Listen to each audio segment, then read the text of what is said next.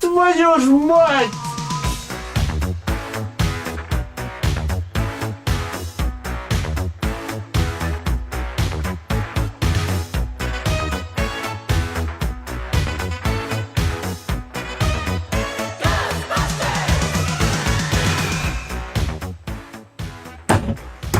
Блин, ты что, совсем охренел? Твою мать, я чуть в конце не отдал. Разве можно так будить? Чуть не поломался.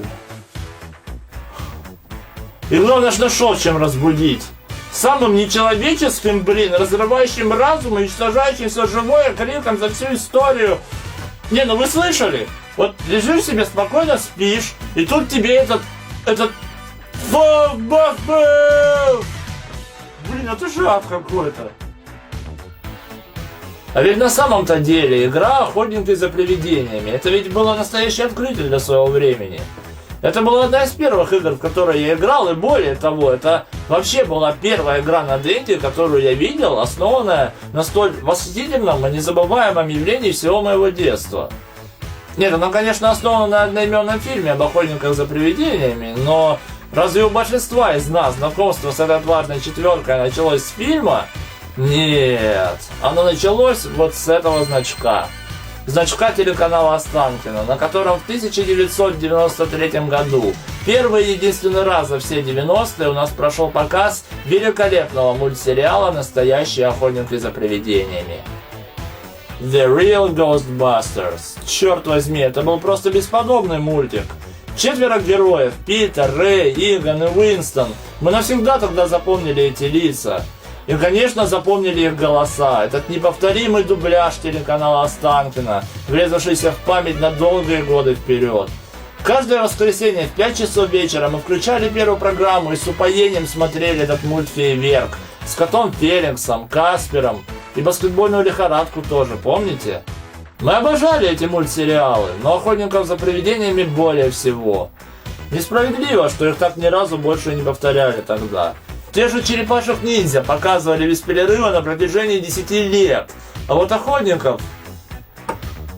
Да, ну к чему это все? Да, именно благодаря этому мультсериалу большинство из нас и познакомились с охотниками за привидениями. И фильмы про них в те времена видели очень немногие. В основном, опять же, те, кому посчастливилось быть обладателем видеомагнитофона с заветной видеокассетой. Или те, кто однажды выловил в телесетках какого-нибудь регионального канала фильмы про них в одноголосом переводе. Но все равно таких было мало. И вот подавляющее большинство тех из нас, кто впервые включил на приставку эту расчудесную игру, сделанную по сюжету первого фильма, о самом сюжете не знали ни хрена. И вместе с этим даже не догадывались, каким боком это может для нас потом обернуться. А уж какие сюрпризы может таить в себе игра, приплывшая к нам из Америки транзитом через Японию с обязательной остановкой в Китае, вы наверняка представляете. Но я все равно вам расскажу, тем более вот товарищ настаивает.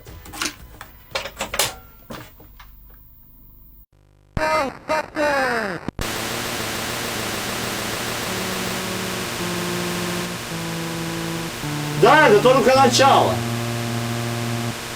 Итак, едва мы начинаем игру, как нам в уши, помимо душераздирающего крика Ghostbusters, сразу врезается не пойми откуда взявшийся адский треск. Получивший такой изящный набор звуковых эффектов игрок наверняка в первую очередь подумает, что игру заглючило, и попробует ее перезапустить. Но получит то же самое. Потом он подумает, что возможно его картридж неисправен, и попробует найти другую копию. И включив ее, он получит то же самое. Тогда он решит, что, наверное, его модель приставки так не взлюбила эту игру и в надежде на это возьмет у друга на время другую. И когда он запустит игру на ней и вновь получит то же самое, он наконец поймет, что это так и должно быть в самой игре и что это нормально. И спокойно будет продолжать играть. И скажите на милость, в какой еще стране это... Забавно, что на разных копиях игры этот треск звучал по-разному, а на некоторых версиях приставок он приобретал временные интервалы. Но все равно, чтобы не обращать на него внимания в течение всей игры, вам нужно быть либо сумасшедшим, либо просто глухим. Так или иначе, игра начинается, и перед нами вырисовывается несколько примитивная карта улиц города Нью-Йорка, по которой мы имеем возможность передвигаться в облике логотипа охотников за привидениями. На карте мы видим множество одинаковых домов и зданий, на некоторых из которых можно прочесть непонятные вывески: GS, Shop, GBHQ и Zool. Причем к последнему почему-то так и тянет всех призраков в городе. Во время движения по карте мы можем заметить, что некоторые дома начинают мигать красным цветом. При нажатии кнопки А около них нам показывают лишь череду из нескольких японских иероглифов, а при нажатии кнопки Б не что иное, как белый квадрат. Внизу экрана мы видим крайне медленно увеличивающийся показатель энергии пенальти, а за кадром в этот славный момент играет что-то напоминающее заглавную мелодию охотника за привидениями, звучащую из машинного цеха Россельмаша. Таков был первый взгляд 7-летнего меня на игру по мотивам охотников за привидениями. Эх, детство золотое.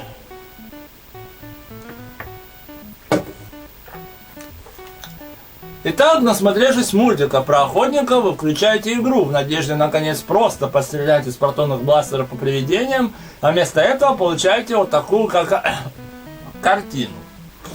Немного меняется, когда спустя несколько нарезанных по карте кругов вам удается зайти в одно из подписанных зданий и обнаружить, что игра имеет так и более-менее игровой режим. Только это не отстрел привидений, как ожидаемый нами, а всего лишь езда на Экто-1, которая очень сильно напоминает Road Fighter, записанная, кстати, на этом же сборнике. Однако мелькающие на дороге призраки кое-как намекают, что в отношении отлова не все потеряно. Хотя, как это будет происходить, по-прежнему непонятно.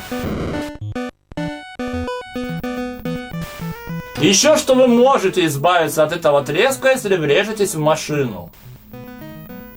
Ну вообще да, теперь все ясно. Вы же играете в пиратскую копию игры, за которую не платили. И раз так, вы должны заплатить за нее в самой игре. То есть нарочно врезаться в тачку и отдать несколько сотен долларов, оплатив тем самым возможность играть без всякого левого скрежета. Ну что, обычный такой своего рода внутриигровой патч. Господи, какой бред. Тем не менее, это единственный способ избавиться от этого пиратского косяка, но, к сожалению, не абсолютный. Поскольку на заднем плане так или иначе все равно будут слышны хрен знает откуда берущиеся постукивания. Так, а теперь поговорим серьезно. На карте города в игре есть несколько мест, куда мы можем проехаться. GS, сокращенно от Gas Station, автозаправка. Shop, магазин оборудования. И Ghostbusters High Quality, штаб высококачественных охотников за привидениями. Ну ладно, не High Quality, а Headquarters, ну что уже пошутить нельзя. Ghostbusters Headquarters, штаб обыкновенных охотников за привидениями. В центре карты располагается здание Zool, куда стекаются все привидения, но нас туда не пускают.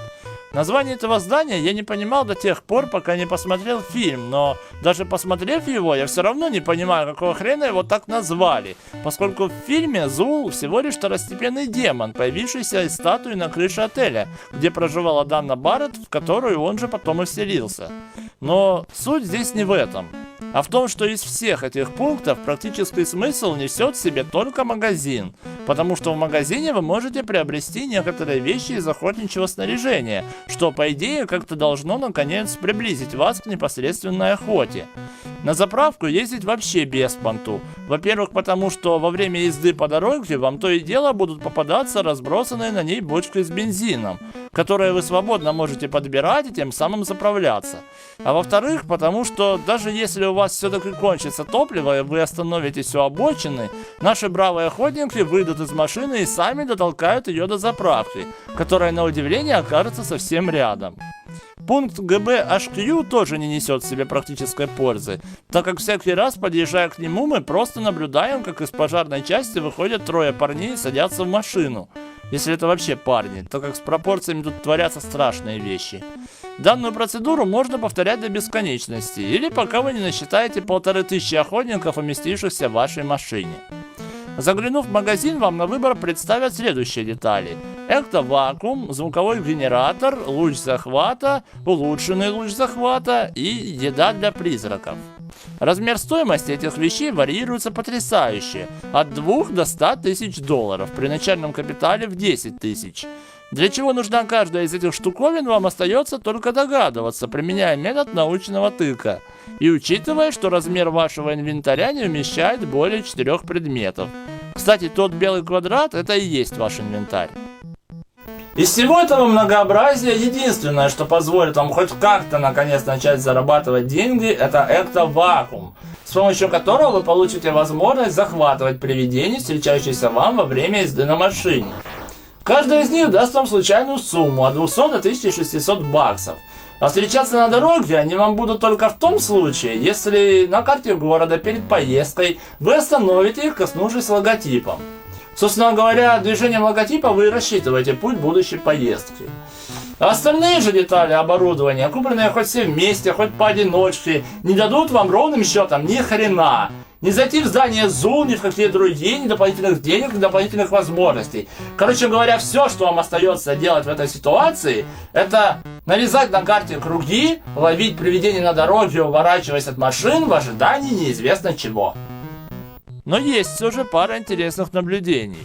Первое. Когда мы начинаем игру и пытаемся зайти в мигающий красным цветом дом, мы видим один набор иероглифов.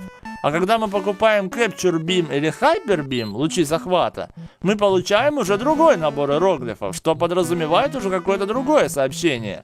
Но один хрен ни при каких условиях нам не дают зайти в этот дом, не объясняя никаких причин, и намекая на то, что в него, скорее всего, вообще нельзя зайти.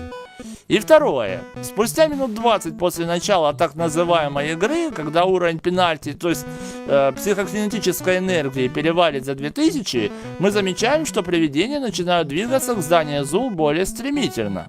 А еще через несколько минут они уже летят к нему на всех парах. Так вот, если в этот момент мы тупо ничего не будем делать, то рано или поздно на экране вдруг появится огромный зефирный человек, раздавит пару домов и тем самым объявит нам Game Over. И что из этого следует? То, что несмотря ни на что, мы должны продолжать наматывать круги от магазина до заправки и отлавливать привидений до того, как они доберутся до Зула. И вы знаете, на что это похоже? Похоже, обычная рутина. Вот именно. И вот так эта бессмыслица продолжается и продолжается. И эта музыка тоже продолжается и продолжается. А ваши нервы уже на пределе. И уровень непонимания происходящего в вашем мозгу уже начинает зашкаливать. И все, чего вы хотите, чтобы кто-нибудь дал вам, наконец, уразумительный ответ. Эмоции переполняют вас, вы не можете больше это терпеть, вы готовы взвыть. Господи, да что не так с этой игрой? Дай мне знак. И вы видите это. И это знак?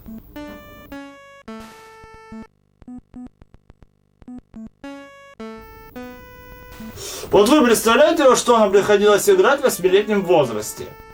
Мы фанатели от охотников за привидениями, мы хотели игру про них.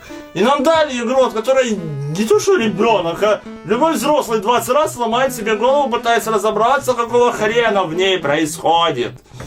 Вы мотаетесь по карте в недоумении, что вам надо делать, потом в совершенно спонтанный момент на экране начинает мелькать надпись, которая, по идее, говорит вам, что вам надо делать. Но вы все равно не понимаете, что вам говорят сделать, потому что надпись это в долбанном японском языке. И вот вы опять начинаете тыкаться во все подряд, пока не поймете, что же изменилось. И вот это, собственно, все, что оставляет вам эта игра. Блин, ну ей-богу, ну нет, чтобы просто нацепить вам на спину протоновый блок, высадить в какой-нибудь Haunted House и дать побегать да пострелять по привидениям в свое удовольствие, без всяких кому не нужных заморочек. Так нет, сиди и разбирайся. Ты же фан, это что, любимые охотники. Как бы то ни было, когда вы наблюдаете вот это вот сообщение, которое требует от вас неизвестно что и неизвестно где, но при этом настойчиво повторяется, вы получаете долгожданную возможность посетить наконец этот треклятый Зул. Да, абсолютно безо всяких причин, вне зависимости от ваших действий, и в совершенно случайный момент игра вдруг объявляет вам, что вам наконец туда можно, и очевидно нужно. Так что вы в очередной раз садитесь в Экта-1 и следуете прямиком в Зул, в надежде получить, если уж не ответы на накопившиеся вопросы, то хотя бы что-нибудь новое, наполненное смыслом. И что же вас ждет? По приезду на место вы видите, как трое охотников, да, именно трое, и в шапочках, заходят в небольшой дом и оказываются на лестнице с 4 обитающими там привидениями. И тут вам бы радоваться: о, наконец-то нам дали пушки, вот сейчас поохотимся. Но пушки наши не стреляют, а охотники не могут сдвинуться с места. Ровно до тех пор, пока на нас не снизойдет озарение, что ходить они могут только при зажатии кнопки Турбо-А, так как при нажатии А они делают всего лишь один шаг. И исходя из неспособности стрелять по привидениям, все, что остается, это подниматься вверх по лестнице им навстречу. Но при соприкосновении с ними мы слышим весьма недобрый звук, очевидно означающий стремительную потерю ХП, после чего наша тройка и вовсе падает с ног. И все, чего вы уже хотите, это унести поскорее задницу с этой чертовой лестницы, но уже поздно.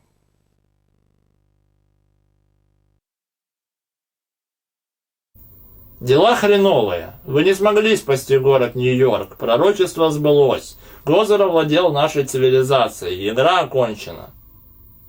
Зашибись.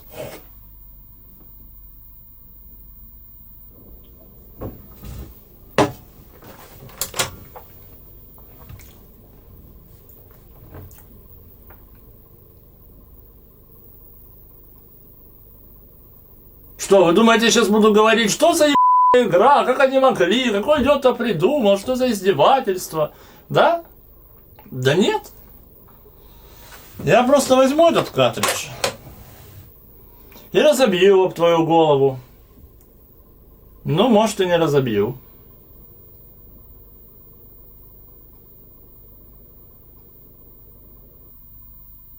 А вы знаете, ведь по большому счету причина всего этого даже не в том, насколько эта игра ужасна, а в том, насколько ужасна вся эта ситуация, при которой нам приходилось в нее играть. Я даже не говорю о том, что не все из нас видели фильм, но просто когда вам дают игру, в которой немыслимо допереть до всего самому, без всяких подсказок, да еще и в столь юном возрасте, но пользуются ж тем, что вы фанатеете от охотников за привидениями, и обязательно сочтете своим священным долгом ее пройти, все больше и больше ломая свой мозг этими сраными мигающими домами, этими чертовыми иероглифами, этими привидениями, надирающими вам жопу уже на 2-м этаже. Это ужасно.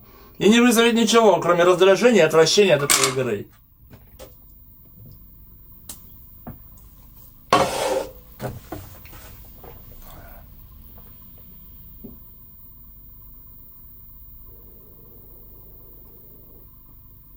Но вы же любите охотников за привидениями, разве вас это остановит? Конечно же нет. Вы будете продолжать ломать себе голову до потери пульса, несмотря на неизменно повторяющиеся неудачи. До тех пор, пока не наступит момент, когда вы уже будете готовы пойти на все. Лишь бы хоть где-нибудь найти хоть одну подсказку, как пройти эту сраную игру. Наступит отчаяние. А в отчаянии вы пойдете на все. Даже на это. Ох, что-то у меня недоброе предчувствие. Ну ладно.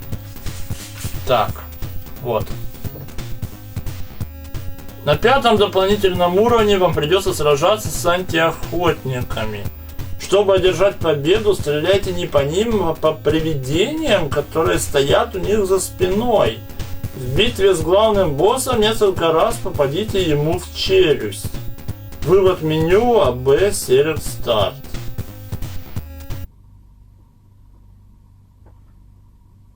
Да что это за хрень, твою мать? Какие антиохотники? Какой 5-й уровень? Как можно так издеваться над людьми?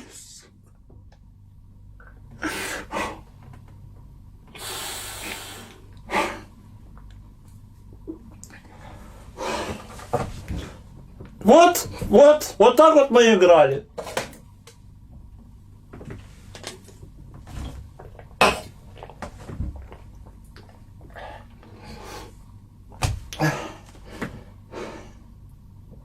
Причем играли так только мы, именно мы. То есть Россия, Украина, Белоруссия, Польша, Казахстан и вся Восточная Европа. Посмотрел бы я, как какие-нибудь американцы поиграли бы в таких условиях. Потому что американцы что, им вообще хорошо было. У них все было лицензионное. И игры все продавались в коробках и с мануалами. И в мануале к охотникам, небось, ведь по-любому все по пунктикам было расписано. Что зачем нужно, как пойти туда, как пойти сюда, зачем нужно то, как пройти это. А у нас 58 игр в одном, и что хотите, то и делайте. А вот что если бы у нас в пиратском картридже выпускали мануалы? Интересно было бы почитать.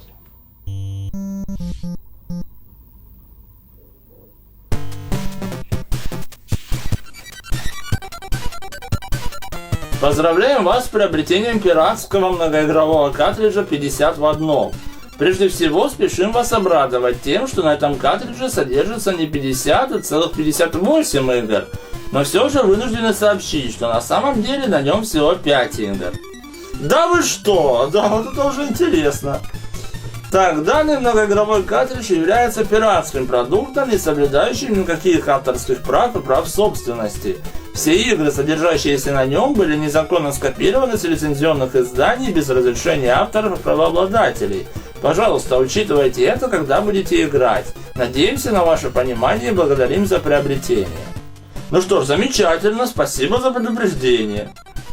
Так, правила сохранности, не подвергайте перепадам температуры, пытайтесь использовать растворители. Короче, картридж 50 игр в одном содержит 5 игр. Это что-то для меня уже слишком, это слишком честно.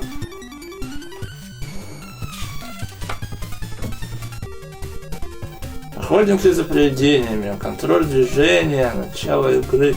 Блин, ну столько писанины. Так, давайте попробуем хотя бы найти ответы на накопившиеся вопросы относительно игры. И в первую очередь, что означают эти долбаные японские надписи? О, вот оно! Если при попытке зайти в мигающее здание вы получаете сообщение, это означает, что вам необходимо купить луч захвата. Луч захвата? Это Кольчурбин который, да? Так я его покупал. И толку. Так, а если же вы получаете вот это сообщение, значит вам необходимо купить ловушку захвата. А ловушка захвата что такое? А ну стоять. Так, ну тут всего 5 элементов. Ghost Vacuum, сам генератор, Capture Beam, Hyper Beam и Ghost Food. И что из этого ловушка? Так, погодите, тут где-то было написано. А, вот магазин. В магазине вы можете купить следующие элементы оборудования. Звуковой генератор, луч захвата, еда привидений, антипризрачный костюм, ловушка захвата, Какая супер ловушка? Откуда тут столько? Тут же только 5 вариантов даны. Чё за хрень?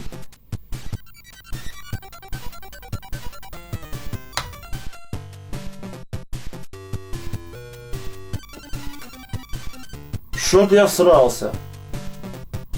Ghost Alarm, Capture Trap, Super Trap. То есть вы хотите сказать, что я столько лет играл в эту игру, не подозревая, что эти 5 хреней это не все? И что если на последнем нажать вниз, появится еще 4 штуки?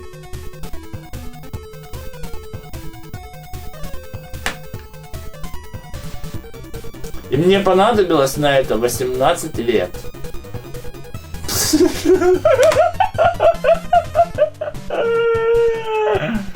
Ой, как забавно, с ума сойти.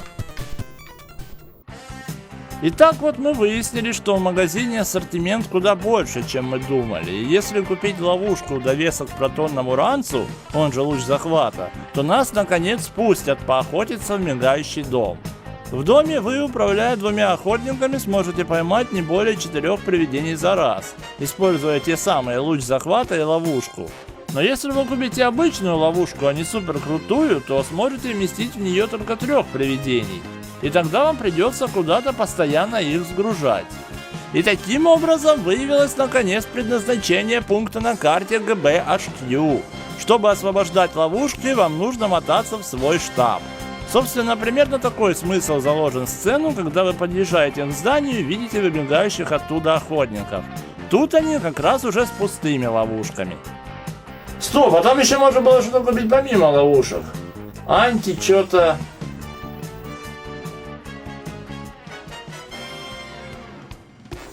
Вот, Ghost Alarm и Anti-Ghost Suit. Ну-ка, это для чего? Тревожное привидение? Какое? Ghost! Да, капец, тревожное привидение. Тревожное привидение уведомляет вас о присутствии привидений на карте города. Очевидно, имеется в виду мигающие дома. Без этой штуки вы можете обнаружить мигающий дом только при соприкосновении с ним значком.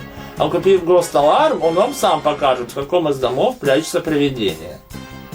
Так, и еще Anti-Ghost Suit. Антипризрачный костюм обеспечивает дополнительную защиту на лестнице. Наверное, больше жизни прибавит. Блин, ну 20 косарей. Ну ладно, учитывая, что меня уже на 2-м этаже выносят, надо брать.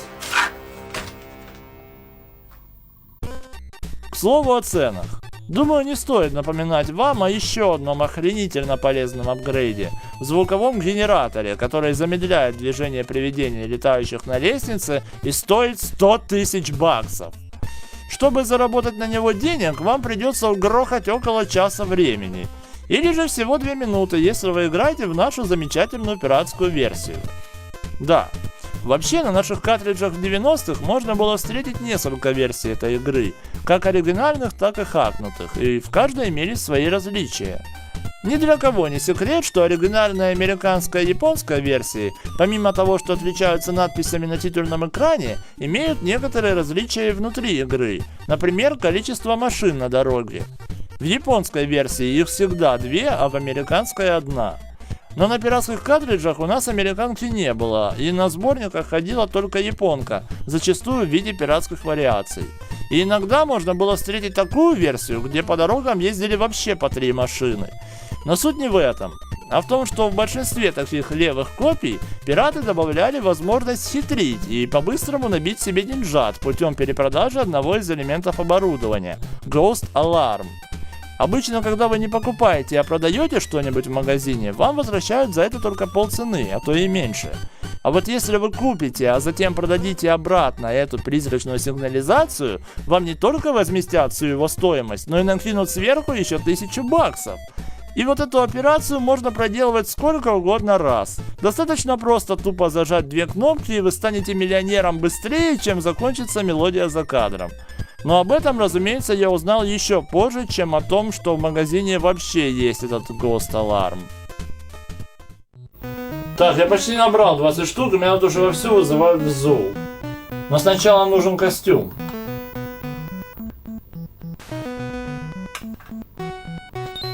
Ну, наконец-то! Теперь можно ехать в зул. Какого хрена? Чё, уже не пускают? Чё за твою мать? Мне 10 минут мозолили глаза сообщением «Идите в зул», но мне нужен был антипризрачный костюм для лестницы. И как только я его купил, мне уже говорят «Идите на...» Ты, какого хрена? От чего вообще это зависит? Не может же быть, что вот просто так.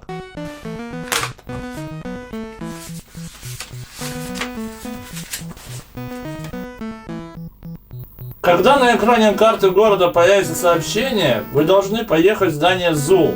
Данное сообщение появляется, когда ваш денежный баланс превышает 15 тысяч. 15 тысяч? Твою мать.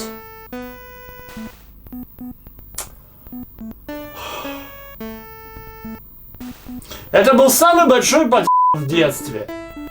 А все потому, что у нас не было этой чудесной книжечки. Потому что ее не было вообще. Я придумал ее. И всего этого не существует. Может, мне все это снится? Тогда, пока я не проснулся, надо еще что-нибудь интересного вычитать, до чего я наяву никогда не допру. О! Полезные пояснения. Ну-ка, ну-ка. ПК-энергия повышается пропорционально количеству привидений, залетевших в ЗУЛ. Если энергия достигнет уровня 4 девятки, скорее всего, вы проиграете. Окей. Расстояние поездки к зданию прямо пропорционально расстоянию, проходимому символом охотников за привидениями по карте города перед поездкой. Чем больше продвинетесь на карте, тем дальше придется ехать. Окей.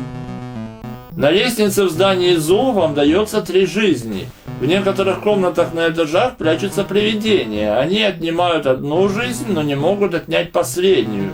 В других комнатах можно найти одну дополнительную жизнь. Игра заканчивается вашим проигрышем и появлением новости Bad Luck, если вас убивают привидения на лестнице или у вас заканчиваются деньги. Так, ладно, а тут написано, что вообще наверху этой лестницы.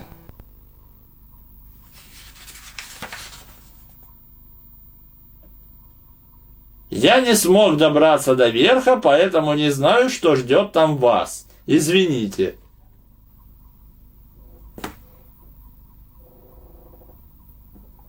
Ну ладно, теперь я должен сделать это сам.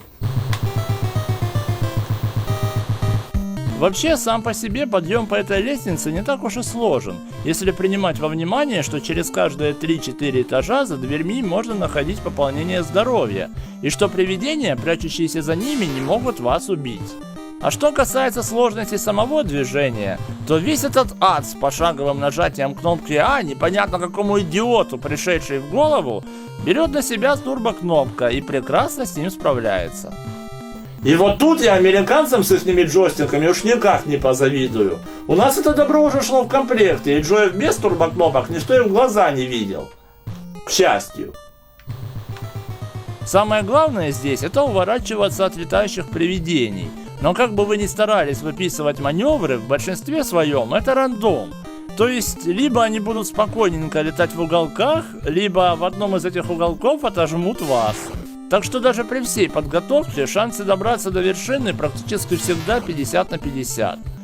А что касается того, на каком же этаже наступит эта самая вершина, то именно на этом самом моменте авторы этой игры очевидно вспомнили, что они делают игру по мотивам фильма «Охотники за привидениями». А значит, что хотя бы в чем-то еще она должна его повторять, кроме 3 охотников в зеленых шапочках из здания под названием ЗУЛ. Итак, вы помните, на каком этаже в фильме жила Дана Барретт? 22-й. Это здесь? Да. И что потом охотники нашли у нее в квартире? Куда ведет эта лестница? Наверх. 22 этаж, на котором находится лестница на крышу. Что же будет в игре? 22 этаж, на котором находится лестница на крышу. Знаете, это очень приятно и похвально, когда ради соответствия с фильмом разработчики стараются соблюдать даже такие тонкости. Только они не могли соблюдать его в другом месте, чтобы нам не приходилось переть через эти 22 этажа, уворачиваясь от жопораздирающих привидений, имея всего вот такую шкалу здоровья. И вообще, откуда там привидения? В фильме не было на лестнице никаких привидений, так что разрабам ни разу не зачет. Тем не менее, мы добрались и оказались на крыше, где перед нами предстал сам Гозер и двое его псов-приспешников. А вот за это зачет. Совершенно верно, настало время для финальной битвы. Только битва эта какая-то странная, потому что крыша оказалась поделена на две части. На одной вы сражаетесь с Гозером в облике красноглазой девахи, а на другой Гозер в облике зефирного человека пытается вскарабкаться на крышу этого здания. А как они могут существовать одновременно? Они же это одно целое. Гозер потом из этой бабы превратился в зефирного моряка и... Какого хрена? Да, как бы то ни было, тут вам придется мочить Гозера сразу в двух ипостасях. Причем вторую победить и вовсе нельзя, и на нижнем экране вам просто нужно не дать зефирному человеку забраться наверх, так как это сразу приведет к гейм-оверу. Стало быть, все свои силы и всех своих охотников, которых почему-то уже осталось только двое, нужно бросать на верхнюю амбразуру. Хотя лучше сказать на верхнюю абразину. Блин, ряды охотников в этой игре тают просто на глазах. Изначально было 4, до Зула доехали 3, а на крышу смогли подняться только 2. Куда они все деваются? В параллельное измерение? Вот блин, а эта скотина не так проста. Уворачиваться в принципе несложно, но иногда эти пули просто зажимают. Можно, конечно, переходить вниз и обратно, но хрен его знает, вдруг у нее от этого обнуляется счетчик ударов. Опять же, блин, на экране нет ни единого намека на лайфбар. Полная неизвестность, сколько осталось у нее, сколько у меня. Каждый выстрел может стать последним. Блин, ну я должен. Я смогу. Я это сделаю. Не для того я пересматривал фильм 150 раз. Получи! Да сдохни!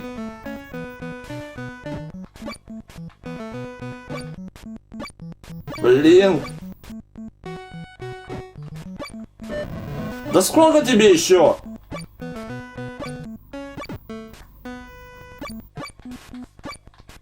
Ай, я мигаю, блин!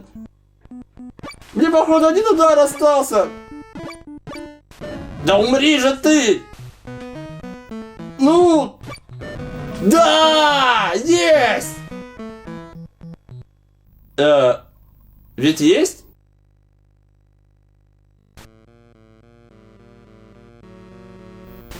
Ну, я же его убил.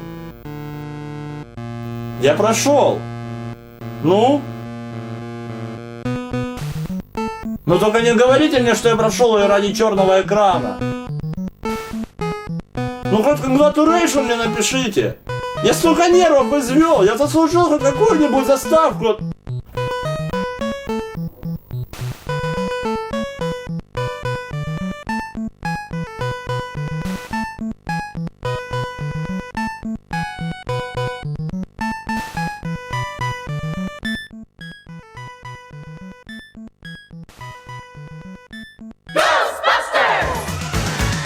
Something strange in your neighborhood. Who you gonna call? Ghostbusters! If there's something weird and it don't look good, who you gonna call? Ghostbusters!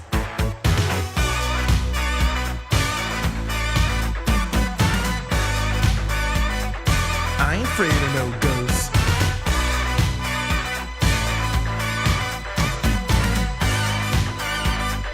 I ain't afraid of no ghosts.